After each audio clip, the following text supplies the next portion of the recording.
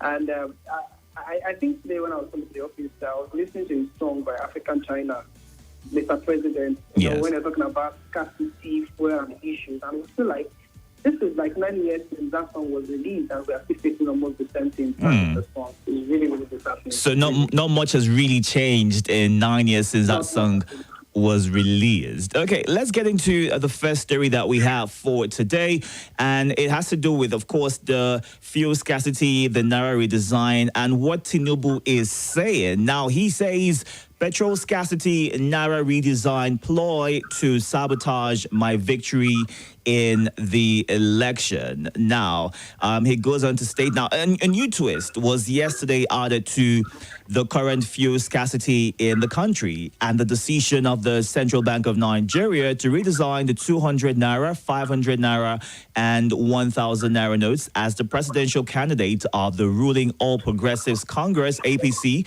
Asiwaju Bola Tinubu, alleged that both events were contrived to sabotage his victory at next month's election. Now, Tinubu said he would win despite the disruptions, but in a swift reaction to Tinubu's comments, the presidential candidate of the People's Democratic Party, PDP, Atiku Abubakar, alleged that the APC candidate was frustrated by his inability to stop the cashless policy and the currency redesign of the CBN. Now, Atiku said the monetary policies would curb vote buying and enhance the credibility of the next month's election, claiming Tinubu had begun crying over his imminent defeat due to frustration of his strongest strategies. Now, Victor, this has come as a surprise to a lot of people, wherein now he came out to state that he wasn't calling now the president. Okay, but then the APC is the one in power right now, and the fuel scarcity and the Naira redesign, which he is saying or alleging is intentional in a bid to frustrate his campaign or his chances of winning. What exactly do you make of this? You see, thank you once again. When we heard that yesterday, when I watched the video, I was really shocked. I was really trying to look at. So, Victor, we're having a bit of connection issues. Hearing from you, the sound is a bit distorted. So, if you can move to a different part of where you are right now, let's see if that improves, so we can hear you clearly. Yes, it's a lot better now. Go ahead. Okay, thank you. I said when I heard this, when I watched the video yesterday, I was really, really shocked. First of all, I want to believe that they are incumbent, APC is in power. That was more like, this sounds like an opposition talking. Now, if we take our mind back to 2015, yes, the Nigerian Minister of Petroleum Resources, then the Daniel Madeki, she announced a price reduction because, of course, we knew that Jonathan gave us the first subsidy remover a gift, and then a lot of persons had a protest and all that. Yes, there was a reduction from 97 Naira then to 87 Naira. And a lot of persons still complained that it was too much. In fact, that was what the APC campaigned against. The APC used that as a leverage. They felt like, why would people be buying for 87 Naira, right? And now we are buying. In fact, to even make the matter worse, when the APC came into power, they said something. I'm not calling a particular candidate. I'm using the APC as a party now because when the APC came into power, the president himself had to make himself the minister of petroleum to make us feel like that particular sector is going to oversee that sector and cause a drastic change, a positive change in that sector, right? Years down the line, they are also talking about subsidy removal. They are talking about subsidy not being sustainable at the same time. If I take a bit of data, in 2021, Nigerians spent 1.43 trillion on subsidy alone. In 2022, the government budgeted to spend 4 trillion naira for subsidy. In this particular year we are talking about, the government projected to spend 6.7 trillion on subsidy. Now, the issue of subsidy has been around for a long time. Now, when you look at Tinubu being in APC, complaining about fuel and people sabotaging his campaign, it calls for concern. Is there something he knows that we don't know? Because Now, the question is, why would his own party, why would he feel that his own party would sabotage his effort? Because I'm guessing that his party is hoping that they're going to win the elections next month and they would do anything possible to ensure that that happens. But we'd also note that when the new Naira notes were unveiled by the president, he made a statement that this would go down in history as him ensuring that there is no vote buying and that Nigerians are free to vote for whomever the decide or they feel is going to move the country forward. So would you say that, this comes off as, the president right now and the APC presidential candidates not being on the same page? You see, there have been a lot of side talks, of course. Someone, in fact, yesterday I had an interview with someone on my platform, and the person said something that was very shocking. He said, the CBN governor is an APC president. He's a PDP member, right? And I've been he was just alleging that, right? Alleging, yeah, he was obviously alleging. And I was laughing. I was like, where did he get this fact from, right? They all feel like, all the APC members feel like there's something in the party that shows that the people among them, like some of the ministers are not in support of Asiwaju's coming out to be the flag bearer of the party. Okay. And in other words, if you check it, if you have to look at it well, you see that there's a lot of silence amongst the people we all expect to be conversing for votes. There's kind of silence in that part. But nonetheless, what Asiwaju did, what he did with that announcement or the video he did is just against his party. Because if you're telling me that somebody's sabotaging your campaign because of the new Naira note policy, that means the Minister of Petroleum should be held responsible, and that is the president. In other words, he is indirectly attacking the president for not doing what he was supposed to do, because you can't tell me somebody is sabotaging a particular ministry and the minister there is the president. That means there's something he is not doing. Or you want to tell me that, PDP has found a way to penetrate the party, which is also the fault. Somebody has to take responsibility for that. And the whole boils down to the president, who is the Minister of Petroleum there.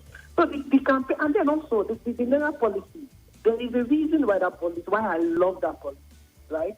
I'm not a fan of emotions to start with, but there's a reason why I love that policy. What are your reasons? What are these reasons why you love the new policy? One, of course, whether you like it or not, is going to fight against vote buying in this election. You see this, there's a news that came out today. We reported it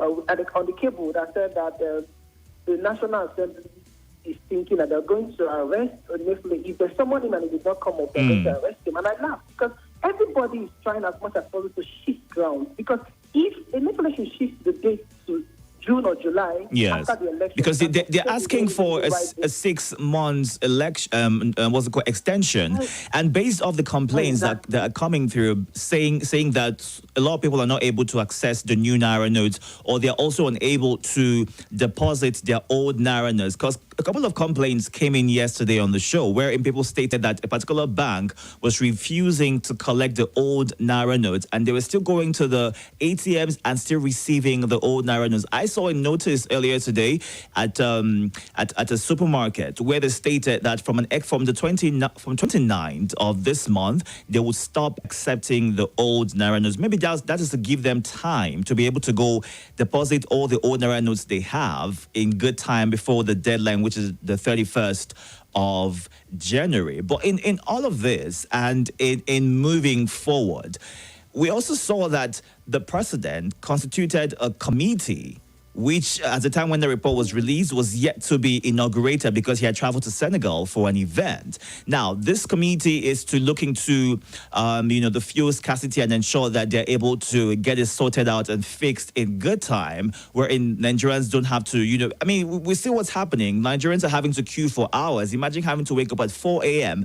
just so that you're able to buy fuel at 6 a.m. or 7 a.m. when the fueling station opens. And you imagine spending those number of hours, waiting. And sadly, you have to pay more because we saw that there's been an increase in the pump prices, even though the federal government denied that fact, stating that there was no increase or it didn't come from them. But in all of this put together, how would we move forward as a people? What can be done to ensure that these policies which have been put in place are adhered to, and we don't have anyone at the receiving end who is suffering from the mistakes of others?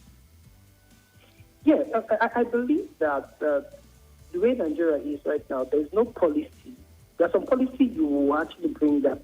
There is no policy actually you bring up that not people. It will not affect people directly or indirectly, right? For this scarcity that we're talking about, it has triple effects. If the pump price is increased, if I'm buying stuff for 300 naira, for instance, per liter, it means that it's going to affect the cost of goods, transportation, and everything. The livelihood is going to be affected. Now, the Naira policy, for instance, if you check it, CPN said one of the reasons they gave was that the money in circulation increased, obviously, to 3.23 trillion, but 80% of it is not in the vault of the CBN. In other words, 80% of the money in circulation happens to be in the hands of some people. Now, if they extend this to July or anything, it means that people will still have to go and order the new Naira notes in their houses, which obviously have forfeited this particular policy. The same thing happened with, I believe, personally, this is my opinion, I believe that the scarcity we are experiencing now during this election is not, how would I put it, is immature. It's somehow just not, I think it has a lot to do with the mainstream issue. So would you say that this scarcity, based off your investigations, would you say it is intentional? It has been put there to frustrate anyone at all? Personally, I believe that, because if you check the Nigerian state, when there's an election like this, everybody seems to do everything to make Nigerian life better, just in the case of election. But this is the first time I'm seeing a major election happening, and then we are experiencing scarcity, which obviously means that it's going to affect the voting pattern of people, obviously. Now, I believe this is artificial, personally. This is my opinion. I believe this scarcity we are experiencing now is artificial. And with no time, it's very possible that before the election, it will go off. It will go off, right? But as soon as complaining for me is just sounding like an opposition. He's telling us something that is wrong with the party. He's telling us that the party is not in support of him. That is what he's actually saying indirectly. He's telling us that, the APC administration somehow is fighting against it. So what you're saying right now is there seems to be a disconnect between the candidate and the party he's running under. Definitely. I am sure about that. There is a disconnect. The silence is so loud in the party. The key people that should be voicing out and canvassing for him, I don't want to mention them, but they are very quiet. And that is very loud. You don't see them in the campaign train. You will not see them in that campaign train. And these are major people. These are key order in the cabinet, in APC, that you will be expecting to be going around to state by state to canvass for him. Right? So I think this is artificial. Now, we also saw that when the campaigns initially started, the president was not a part of it initially. And, of course, tongues started wagging, wondering why the president was not supporting the candidate of his own party. And eventually, he went to a couple of locations, and he went to Lagos on a 2-day visit. But then the worry that came out of that visit was the fact that while commissioning this project, you would expect that he'll give a speech and maybe try to promote his party. But I'll have you answer that question after this break. We're going on a quick break right now. Don't forget that you can watch live on Facebook and YouTube at Nigeria Info Abuja. Nothing breaks the news like the news. Trust me, I can prove it. I do it every morning on Morning Crossfire from 5 a.m. to 9 a.m. on Nigeria Info 95.1, and I'm Femi D. Amede. Join the biggest conversation around national politics every day in a way that is trustworthy, full of passion, and yes, covers the biggest politics and the stories that matter to you. See, you have all the reasons to find out what's going on in Nigeria and be engaged differently. Let's talk. That's the way to go, even this morning. Right now to sell the candidates and convince Nigerians to get their PVCs and maybe stand behind the person he thinks is good enough to take over from him.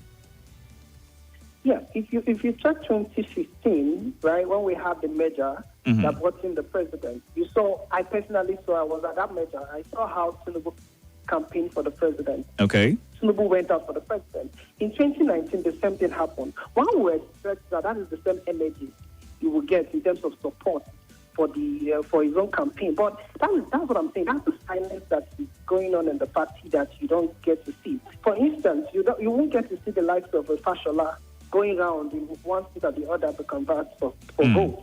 Mm-hmm. You won't see the likes of Fabio going around from one state or the other to convert for votes. You won't see the likes of what was this guy's name again? Amit, going from one state or the other. So there are many of them like that. These are key people in the APC that their silence is so loud, right? The same thing happens with the president. The president is just doing his obligation as the chairman of the party, right? But left to him, I don't think the president will want to go for those trips.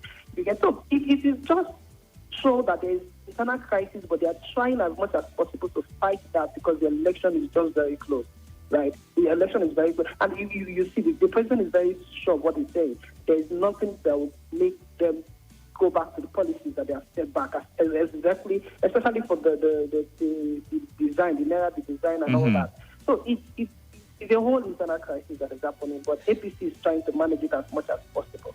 All right, don't forget that you can join the conversation right now. The WhatsApp is 080-999-30137. That is 080-999-30137. You can also join the conversation on Facebook and YouTube.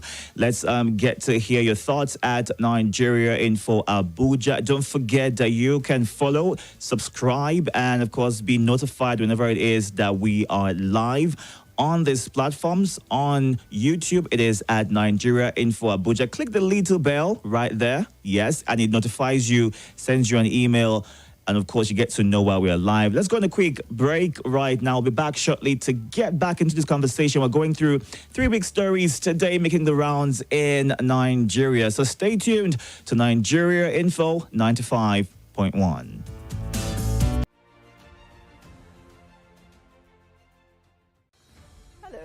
My name is Kimberly Nwachukwu. I'm the host of Hard Facts, and I bring you the biggest stories driving conversation every weekday here on 95.1 Nigeria Info Hard Fact Show. I love to get your opinion and conjectures, but the facts you cannot dispute here on Hard Facts.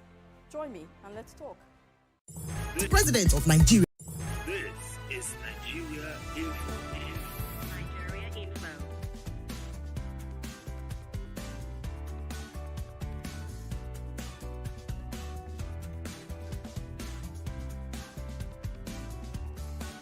This is Nigeria Info.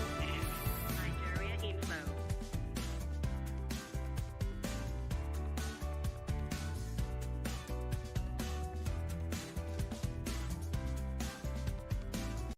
This is Nigeria Info. Nigeria Info.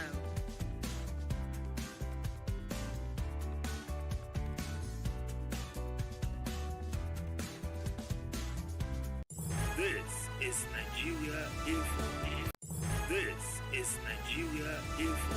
And he's been sharing his thoughts regarding the headlines that we are going through today. And we already went through the first one for the day, which is about Tinubu, who is the APC presidential candidate, stating that petrol scarcity, a Naira redesign ploy, is to sabotage his victory in the elections. Now, the elections is, a couple of days away, but 30-something days away from now, February 25th, and the scarcity has been wild in Nigeria. A lot of people are having to queue for hours just to get fuel. But let's get your thoughts before we move on to the next story.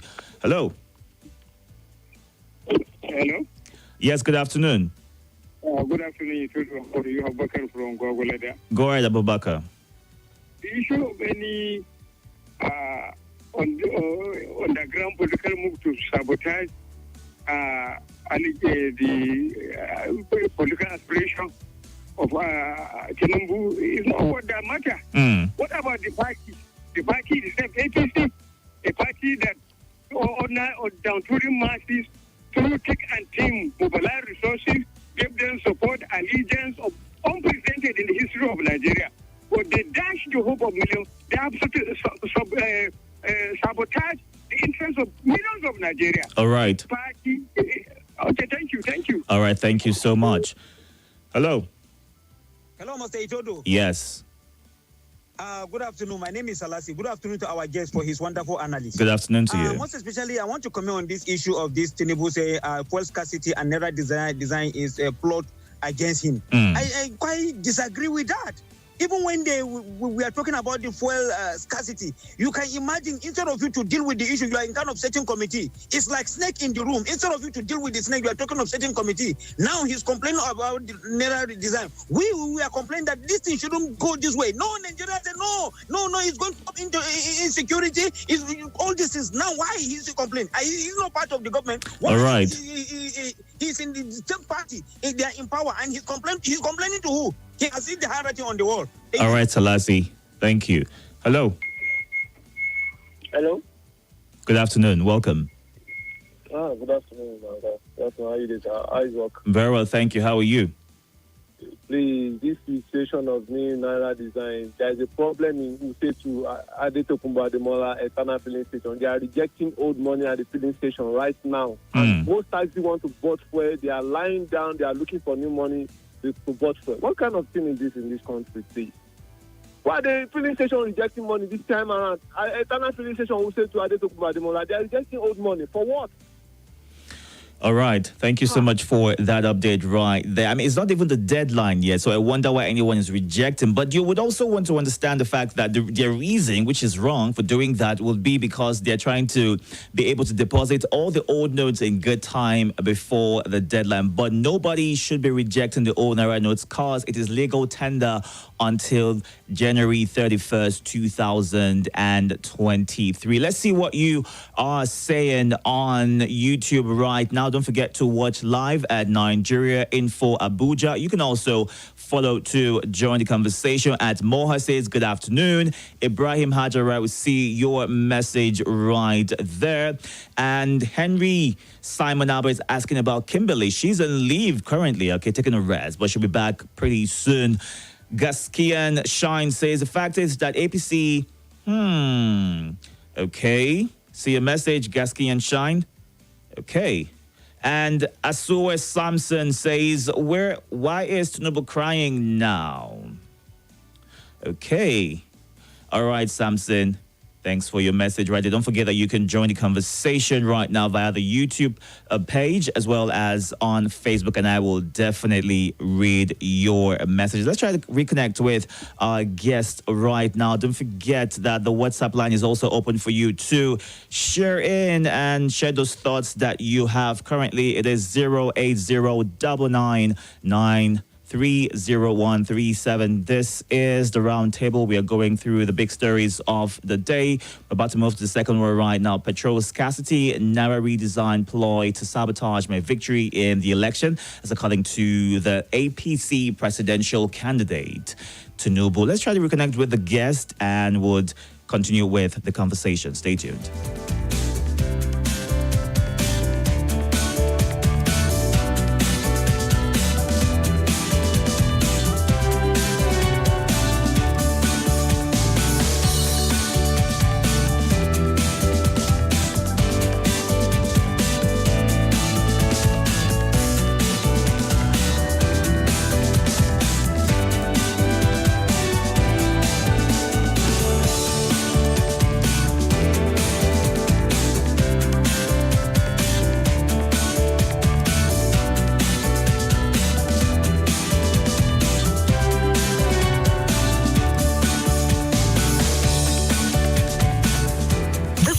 Are glaring. It's point blank. It's better to have little that the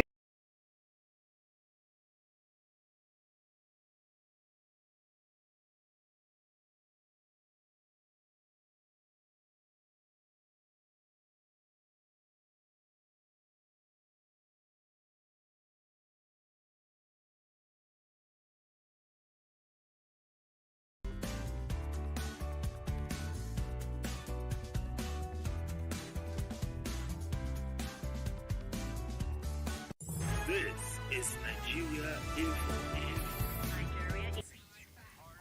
Hello? Yeah, I can hear hear you. All right, great. Let's get back to the conversation. We're moving on to the second big story of the day. U.S. imposes a visa ban on Nigerians, undermining democracy. Now, the United States has imposed visa restrictions on some Nigerians accused of undermining democracy, noting that this was part of the action to advance democracy and tackle corruption in Nigeria. Now, the U.S. Secretary of State, Antony Blinken, who disclosed this in a statement on Wednesday, said that the sanctioned individuals whose names he did not reveal will be ineligible for the U.S. visa. Now, the top-ranking diplomat also explained that some family members of those barred from the U.S. may be subjected to the same restriction. Under Section 212, subsection A3C of the Immigration and Nationality Act, these individuals will be found ineligible for visas to the United States under a policy to restrict visas of those believed to be responsible for or complicit in undermining democracy in Nigeria. Now, he also went on to clarify the fact that the visa restrictions were not targeted at the Nigerian people or the government. Now, let's talk about the place of the international community in the elections that happen in Nigeria. Of what effect is it? And what should this ban on those individuals do in terms of ensuring that it doesn't undermine democracy? And also the worry is, why were these names not released? Because I'm wondering and thinking that maybe Nigerians would want to know who these individuals are and how they may be undermining democracy in their own way. Yeah, thank you. That is the point. That's the part I have issues with it. In 2019, after the election, the same thing was released. They released the same press release saying that they are going to place a ban on people to come into the U.S. and all that. But the same thing, names were not mentioned. But I think that if they really want to do this, there's no crime in naming and shaming people that are actually undermining the democracy in the court of the country. Yes. And you have to question the importance of the U.S. See, the U.S. has been, in quotes, has been this litmus sample that we use to checkmate whatever we are doing. Let's not even talk about the market penetration and the opportunities, the grants that we get from the U.S., among other things. But somehow, we have always looked up to these guys, the international community, to support us, because at the end of the day, I don't think any country can survive on its own without the interdependence of other places, of course. So in 2020, they did the same. I think the U.S. said they imposed visa restrictions to some individuals. Yes. But they even said they restricted to some individuals, especially during the Kodi and Bayelsa governorship election. But we did not see the name of the people. I think that they should start naming and shaming, because it will help. It will go a long way in actually putting, in quotes, fear in the mind of people, and people will actually take them serious with this kind of press releases. Right? Now, I think, and we need it for this election, really. Okay. Now, when the president made a statement, earlier this year, stating that the international communities should not meddle in Nigeria's polls, what would you think, or what would you say he meant by that? I think, of course, I'm not in his mind, but I think what he meant in a very simple way is to say that don't interfere in the election. This, whatever the U.S. releases, I think is very direct. This is my country. And if you are found wanting, if you're found wanting in your own country, we will not allow you to come to my country. Yes. It's the only thing I always feel like, if only we can do the same thing to other countries. If only we can start putting this kind of ban to other countries and saying that maybe, I remember when we had this press release that said that some parts in the country is not safe. I think the U.S. released them on their website. Yes. And our own government decided to do that at one point, release a statement saying that some part of the U.S. is not safe. I feel like we should start doing these things like Wednesday. But before you can do that, you must have at least checked your own. You should have done your own work. Right, I feel like they feel like their system is well organized than ours. For we to now say that, before you can, imagine we putting this kind of statement out when the U.S. election is coming up. It's going to be laughable because have we been able to actually take care of ourselves? Right? Maybe we can do that to other African countries. Yeah. Maybe. Right? Especially those countries that are looking up to us and calling us big brother. But for this, I don't think there is anything wrong with this press release. But the only thing I wanted to see is they should name names after the election. Tell us A and B has been banned from coming to the country. You know, there's this rumors that Atiku was at one point banned from entering the U.S. Yes. Right? That went on for a long time. And he went to the U.S. Right? But he went there based on reports on the diplomatic community stating that nothing could have been done with him because of that immunity. So what one would have expected is the U.S. to come up and say, yes, he was actually banned, right? But then they kept quiet on that. At that point, that is the best time to say that, yes, he was actually banned, but he's here on diplomatic passport, if that is the case. If he was actually banned, to put the matter at rest. But that was not done. So this press release for me is like the every other press release they usually release every election season.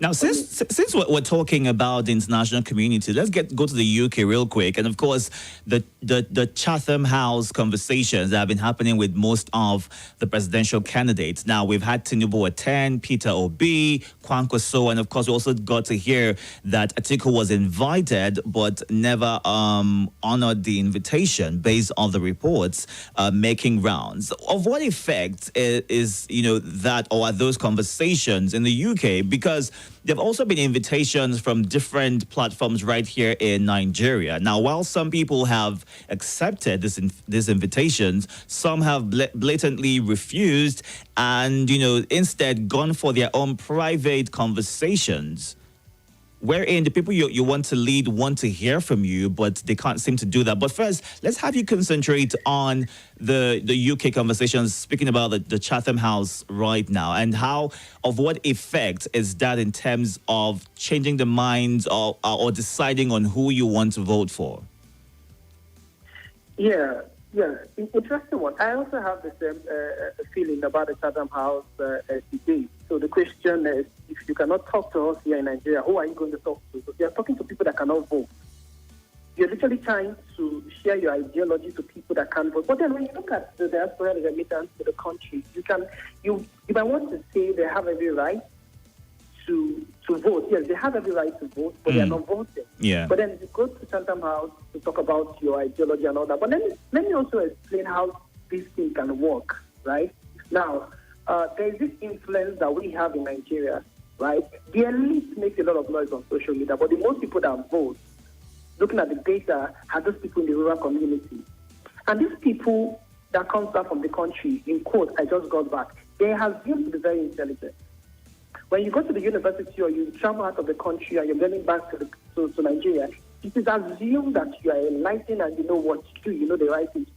Now, if these people go to Chatham House to influence people in the UK, for instance, and these people call their siblings here in Nigeria to tell them that this is the person you should vote for.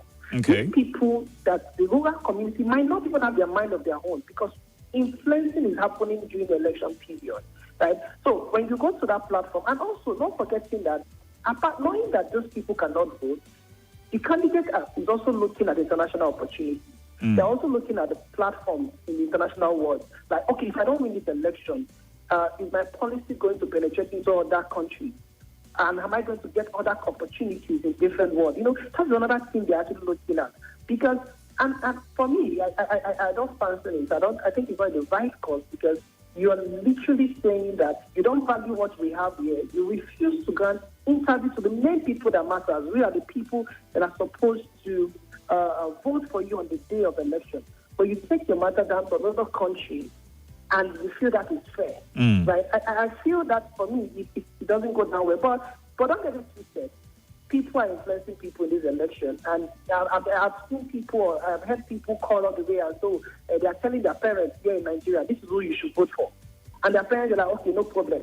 Right? And these people will come back. Most of them will come back to Nigeria to come and influence in their community, in their world. Now, Victor, I believe as adults, right, you should be smart enough to decide who you want to vote for based off what the ideologies are, what they want to achieve, and how they want to achieve these things. But letting anybody at all decide for you or tell you who you should vote, do you think that's possible? Do you think that would have any effect? There's this thing that happened on Twitter that people don't seem to understand. You think that everybody that is tweeting from their sense, from their own voice. Yeah, some of them are speaking from third voice. So, but what you hear, you get influenced every day, but you think it is your opinion. Not forgetting that there are many, we still have thousands or millions of undecided voters, people that still don't know who to vote for at this point in time. Let me give you a practical example. I travel out of the country, or I'm educated and live in Lagos, and the election is coming close, and I go to my community, my village. When I get there, I bought things and I give it to them and everything. I call the guardian and I tell them, I start educating them on what is important and what is not important. Because these people seem not to know what is important. I start telling them that, fuel is not the issue of the federal. For instance, I'm saying that fuel is not the federal issue. It is this that is costing it. You are more like brainwashing them. And this is what we see on Twitter. You just see somebody tweeting. You think it's a neutral tweet. No, the person has been paid to push a particular agenda. When you keep seeing it, it's an advert. It's just like why people do adverts, do billboard. Yeah. The more you see tweets, you will see on a WhatsApp group about 50 people have been paid to push a particular agenda, and they will be trending. And you will come with a pure mind, and before you know, you start having an opinion based on, and then you see the one you respect. So they're indirectly getting to you based off what they are putting out there. Exactly. And that is what is that is obvious. That is how you even influence the elite. Because sometimes you watch, most people don't even care. They rant on Twitter, they make a lot of noise on Twitter, but they go back to the grassroots to go and communicate to their community and tell them what to do. And don't forget that the kind of system will run, sadly, is stomach infrastructure kind of system. A system where you give people food that are hungry and you can tell them what to do. It's so sad, but that is what we find ourselves.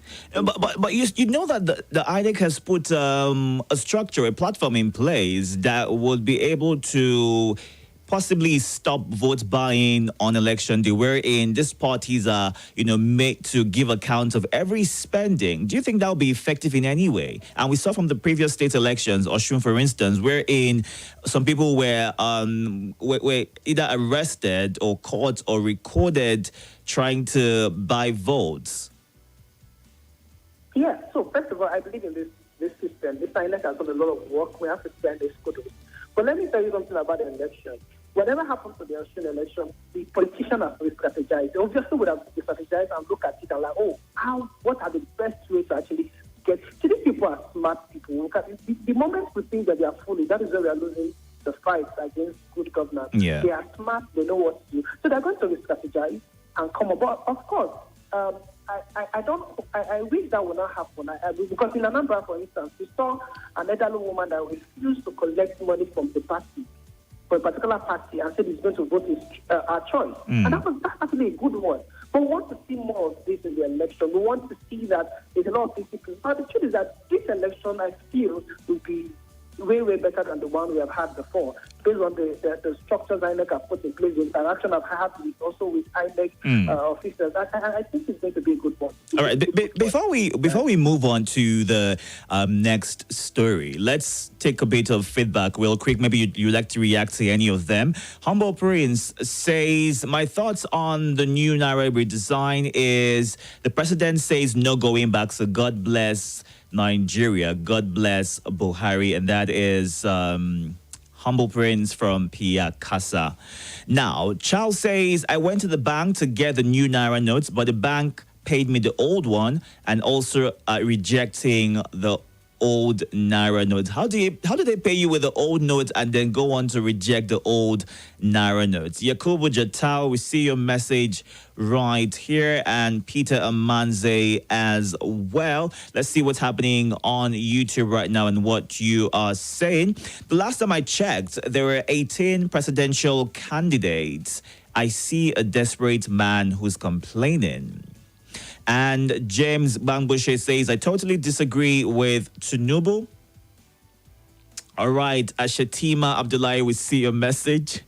She would definitely get your message. And Joshua AK says, how can he describe the APC government's policy as being against him, the same platform he is contesting under?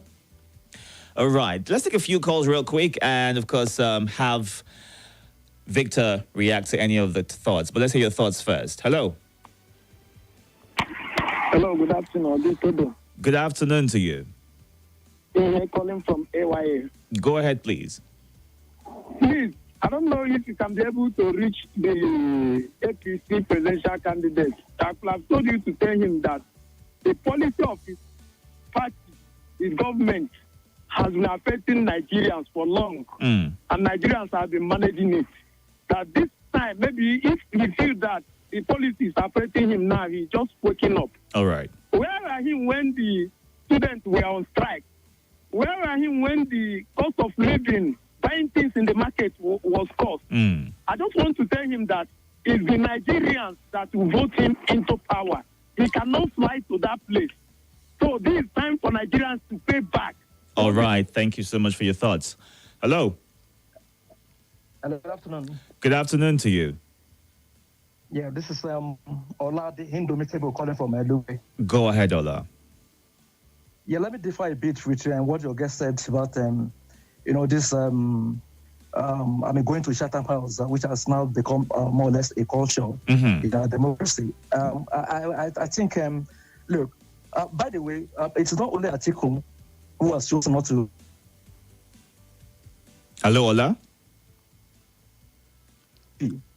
Ola, could you go back a few seconds of what you said? The connection, went off for a bit. Could you say that again, please? Hello? Sorry, we have to let you go. Dual to call back if you can. All right, Dual to call back 0700 951 0000 080 9597 4869. Those are the numbers to call in right now on WhatsApp. It is 080 9993 0137. Your radio is on. Okay, sorry. Thank you. Good afternoon to you. Yes, my name is Lukman. I'm calling from Libya. Lukman, your radio is still on. Do I have to let you go on so you can call back? I've turned it down. All right, let's hear your thoughts. Go ahead, please. Yeah, about the placing of ban on the politicians who have intention of disrupting democracy. I can still hear your radio. What you can do is turn your radio off and call back so I can hear you clearly without that feedback right there. Good afternoon to you. Hello, good afternoon, Itodo. Mike, when wind blows, let's hear you. Oh, yes, good afternoon. My own take on the speech by Tinubu saying fuel scarcity and Naira note redesigning or recoloration is targeted at him. Well, like what other have said, is good. Mike, what's happening with your connection? I can barely hear everything you're saying. Okay. It's reconnecting right now. Dual to call back if you can. All right, 0700 951 0000 080 9597 4869. Those are the numbers to call. But let's have you react to some of the thoughts that our callers and the messages we've gotten so far have shared regarding the headlines. Can you hear me, Victor? Yeah, I can hear you. Go ahead, please. Yeah, I didn't get the last one said. All right, so the last caller didn't quite make his contribution because of the connection. But then people feel like there are other candidates. Why is just one person complaining? And how exactly would you be accusing your party, who is in power right now, of sabotaging your efforts and your campaign? Exactly. He actually sounds like an opposition. And for many years, APC has been an opposition. When PDP was in power, APC, they were so good with opposition that at the point I was like, when they got into power, I was hoping that PDP can be like that. That PDP can literally hold, because there's literally nothing, there's no policy PDP government actually came up with that the APC did not have somebody that is actually talking about it. They were that vocal. In fact, that was very good. That is, APC knows how to do opposition, but them being in power, and if you watch it for the last 8 years, APC, for everything that happened, they kept blaming the PDP, the last government, and all that. So this is not different for me. But the only difference with this and what they have been saying before is, at this point in time, they are accusing themselves of something. They are literally telling themselves that somebody among us is actually sabotaging. You know, this woman, this woman that just left APC to Najatu. To PDP. Jackson, for instance, like they felt like that is what they are talking about. That there are some people in APC that are actually PDP. You know, so like moles in the party, so moles who moved over to observe what's happening. That is what they're actually talking. But would you say there's any truth to that, or those are just mere accusations? For me, it is just for where I'm sitting, because when I had an interview with someone yesterday, and the person, an APC person, the person stood on his ground that it is very sure, and that they have gotten the memo that somebody in the Naira design policy is meant to actually frustrate their campaign. I was like, what are you talking about? Who introduced this policy? It's the federal government. Buhari approved it. The state governor approved it as well. So are you telling me, can you talk this direct and saying that Buhari is against my campaign? Because there is no way you can tell me that the Naira policy that is affecting is standard so much to sabotage your campaign without calling in. Because the person that actually implemented this policy is the president. So what you're saying is that the president is against that. All right, let's go back to the WhatsApp to get some thoughts. Good afternoon to you, Mike, when wind blows. Yes, I don't know what happened earlier. Not sure what happened with your connection, but great to have you back. Let's get your thoughts. Yes. So what I was saying is, somebody like Umaru Musa Yar'Adua of late memories told us on the day of his own inauguration that the process that brought him in was faulty and that he's going to do something about it. For me, that is what I can believe or trust somebody that he knows that what brought him in, want to work against it. But for Buhari to wait, he enjoyed the largesse of people who sponsor the aircraft, the vehicles. He thought that people bring money and both of this. Now he's telling us, he's changing currency because he want to address that. After waiting, he enjoyed the first term. He didn't do it in second term. We saw people entering somebody's house. We talked. They didn't talk. So, Mike, are you saying this is intentional, Mike? Are you saying this is intentional in terms of sabotaging the campaign of the APC? Is that what you're saying? What I'm saying is this. Okay, no, I'm talking from the point of the fact that Mr. President is acting to say, okay, he's trying to do this so that people does not influence election with cash. But he himself, people influence election with cash. Favor. Didn't he? Did he enjoy that? Do you have any proof to any that? There's a state of nation in this your platform that says the vehicle Buhari drove to tour the country in 2015 and 2019. So that's during the campaign. To do that. Mike, that's during the campaign. Now the question I'm asking is, I mean, in terms of influencing voters. If he enjoyed the campaign in 2015 and 2019, he didn't do anything till the last minute. Now he's coming to say that he's acting in our interest. All right, Mike. Thank you so much for. If we're not to say that he's acting in our interest, he'd have done this right from 2015 when he entered. Okay. Yes, not to wait on this when he don't enjoy 2 videos. He's coming to say he's acting in our interest. I mean, I don't believe that. All right, Mike. Thanks for calling in. Mike, when wind blows, rather stating that the president, if he wanted to cause any change at all, he could have done that in 2015 after he won the elections, or in 2019 when he sought re-election and won. Let's take another WhatsApp call right here. Hello. Hello, Mr. Itodo. Yes. Yeah, good afternoon. Can you hear me, man? I can hear you. You've got a few seconds. Let's go. Straight to the point. Okay, yeah, sorry. Let me just, I'm with my pen when we go. It's done. When good luck, we just like what they said about Yar'Adua did something about the election, and good luck continue with that process. And that process makes him lose the election. He can even go and call the winner, congratulate the winner. So, when somebody is saying somebody is doing something for the good of the you should see, if you want us to believe what you are doing, you have to start from the day one that you enter office. That's when people will know the integrity that you are. You know that after like few seconds or injury time, you're now giving us some kind of emergency and telling us that it's for our own good. No, it's for our own good interest. It is for something about not our interest. That's what I'm in support of that, my friend will do. All right, thanks for your thoughts right there. Hello. Hey, hello. Your radio is on. Can you move away from me to switch off your radio so I can hear you clearly? Thank you. I've switched it off. The radio is off now. Go ahead. Yeah, my name is Alex. I'm calling from Life Camp right now. Welcome, Alex. Yeah, I actually welcome this Mr. President's nationalist policy on this money changing. The fuel prices, I don't know much about that. But the truth is, let's look at it from this angle. Bandits have actually taken so much money from people as ransom. And they actually believe this money will always be with them. So why would Tinubu look at it from that angle? Do you know that this alone will make some bandits to lose their money too?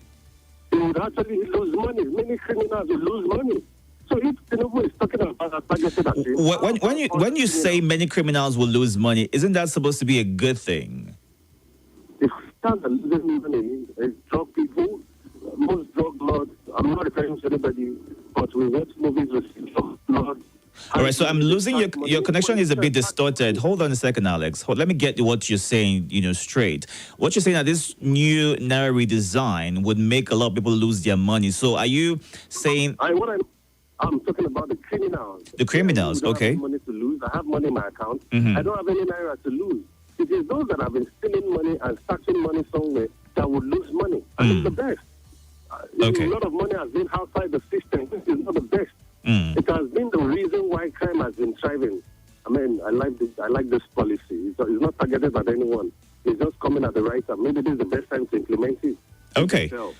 All right, Alex. Thank you so much for your thoughts right there. Let's see what you're saying on the WhatsApp platform right now, 08099930137. That's the WhatsApp number. Okay, and this one says, if you...